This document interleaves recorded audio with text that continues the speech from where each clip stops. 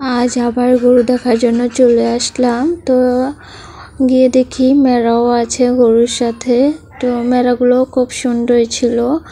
তো এই গরুটা আমাদের অনেক পছন্দ হয়েছে, সবাই মিলে চলে গেলাম। আসসালামু আলাইকুম, আপনারা সবাই কেমন আছেন? আমিও আল্লাহর রহমতে ভালো আছি। আমার ভিডিওটি কাছে কিংবা দূরে, দেশ কিংবা দেশের বাহিরে যারা দেখছেন তাদেরকে অসংখ্য ধন্যবাদ। তো এই গরুটা আজ আমরা কিনে নিব। তো আজ টাকা দিয়ে যাব, আর যেহেতু বৃষ্টির দিন তার জন্য আজ নিয়ে যাব না বাড়িতে, এখানেই রেখে যাব। তো গরুটা কেমন হয়েছে আপনারা সবাই কমেন্টের মাধ্যমে জানাবেন।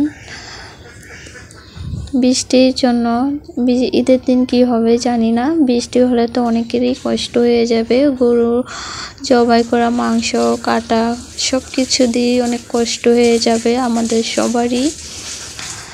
তো আমাদের গরু দেখা এখন শেষ, আমরা একটু ভিডিও করে নিলাম সবাইকে দেখার জন্য। সবার তো আর সম্ভব হয় নাই গরু দেখার জন্য বাড়িতে গিয়ে দেখে আসা।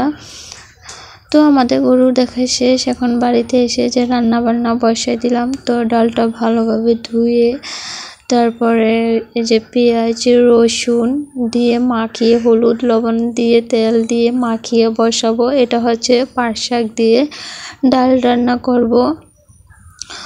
তো এখনও পাট শাক দিয়ে ডাল খাওয়া হয়নি, তো হঠাৎ করে ভাবলাম যে পাট শাক দিয়ে ডাল রান্না করি, খেতেও ভালো লাগবে। আমার ভিডিওটি যদি ইউটিউব চ্যানেল থেকে দেখে থাকেন প্লিজ সাবস্ক্রাইব করে পাশে থাকবেন। আর পুরাতন আপু ভাইদেরকে অসংখ্য ধন্যবাদ। যদি ফেসবুক পেজ থেকে দেখে থাকেন ফলো দিয়ে পাশে থাকবেন। তো বোম্বাই মরিচটা দিয়ে দিলাম। তো বোম্বাই মরিচ দিয়ে পাট শাক খেতে ভীষণ মজা লাগে। তো এই যে বোম্বাই মরিচ দুইটা দিয়েছি, তো একটা দেখা গেল, এই যে রান্না হয়ে গিয়েছে। আজকের ভিডিও এই পর্যন্তই। আল্লাহ হাফিজ।